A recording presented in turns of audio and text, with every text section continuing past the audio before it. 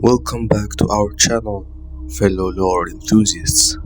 If you joined us for our last journey through the vast expanse of the Warhammer 40k universe, you'll know there is always more to uncover. Today we're diving into one of the most pivotal conflicts in the galactic history, the War in Heaven. The War in Heaven was an epochal conflict that took place millions of years ago, fundamentally shaping the history of the galaxy. It was a time of unimaginable power, devastation, and transformation, where the primary combatants were the ancient Necrontyr and the Old Ones, a race of immeasurable power.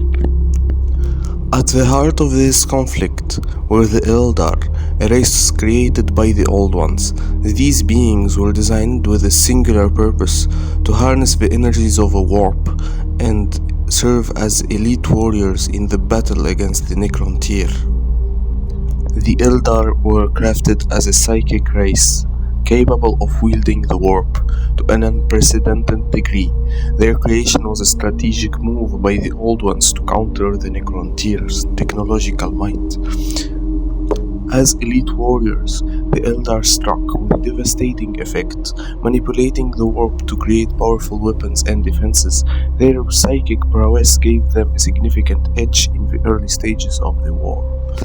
Faced with their short and painful lives, the Necrontyr made a faithful pact with the star gods, known as the Catan. This pact transformed them into the immortal Necrons, stripping them of their souls but granting them immense power. The Eldar, alongside other creations of the Old Ones, stood against the Necrons, bid to eradicate all life in the galaxy. The conflict was marked by relentless battles and significant losses on both sides. The Eldar's manipulation of the warp, while a significant advantage, began to destabilize it, leading to the emergence of the first warp entities and eventually the Chaos Gods.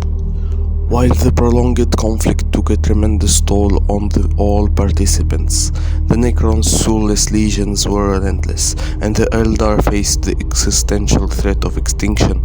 Gradually, the Old Ones were overwhelmed, and eventually disappeared from the galaxy. Central to the Eldar's culture were their gods: Asurian, Isha, Cain, Kegorash, Kuronos, Lilith, and Vol. These deities embodied various aspects of the Eldar spirit, from wisdom and protection to war and trickery. Ashurian, the Phoenix king and chief of the Eldar pantheon, was the god of protection and wisdom. He provided the Eldar with divine guidance and protection against the threats they faced. Isha, the goddess of fertility, love and healing, nurtured and healed the Eldar, ensuring their warriors could continue fighting despite the horrors of war. Cain, the god of war and murder, embodied the violent and martial aspects of the Eldar. He fought fearlessly on the front lines, his wrath and strength inspiring the Eldar to unparalleled feats of bravery and savagery. Sigurash, the laughing god, used his cunning and trickery to outwit the Necrons and the Catan. His illusions and unpredictable tactics often turned the tides of the battle in the favor of the Eldar. Kuronos, the god of the hunt, represented the primal and untamed aspects of the Eldar spirit. His ferocity in battle and his strategic mind helped the Eldar to track and ambush their enemies with deadly precision. Lilith, the maiden goddess of dreams and fortune, foresaw many of the Eldar's futures tragedies and triumphs. Her visions guided the Eldar through the darkest times of the war. Vol, the smith god, forged powerful weapons and artifacts for the Eldar, playing a crucial role in their war efforts. His creations were instrumental in many of the Eldar's victories. With the conclusion of the War in Heaven, the galaxy entered a new era. The Necrons went into stasis, waiting for the rise of the younger races, while the Eldar began to build a magnificent civilization. The Eldar civilization furnished, reaching its cultural and technological apex. However, over time, their psychic sensitivity led to unchecked hedonism and moral decay. The Eldar's excess culminated in the birth of Slanesh, the chaos god of excess. This event, known as the Fall, unleashed a catastrophic psychic shockwave that annihilated most of the Eldar's population and created the Eye of Terror. Some Eldar foresaw the coming doom and fled on craft worlds, striving to preserve their culture. Others, known as exodites, abandoned their decent ways for austere lives. A faction embraced hedonism and cruelty, becoming the Dark Eldar of Comorag.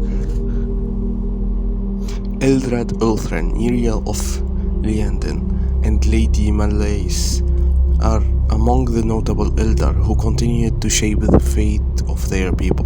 Their actions are guided by ancient knowledge, psychic abilities, and unyielding determination to survive. Cesarek, the Silent King, was a pivotal figure in Necron history. He led the rebellion against the Catan. He ordered his people to remain in stasis, to await the opportunity, for he knew the Eldar would fail through time, unlike them, made from metal. Recently, he has returned seeking to unite the Necron dynasties and confront the new threats. The history of the Eldar, from the war in heaven to the rise of humanity, is a tale of glory, downfall, and survival. Despite their catastrophic decline, the Eldar continued to influence galactic events, driven by their ancient legacy and unyielding will. Thank you for watching. If you enjoyed this deep dive into the war in heaven and the history of the Eldar, please like, subscribe, and hit the notification bell for more lore and videos. Don't forget to see our previous video. You can find it on the screen. Until next time, may the stars guide your path.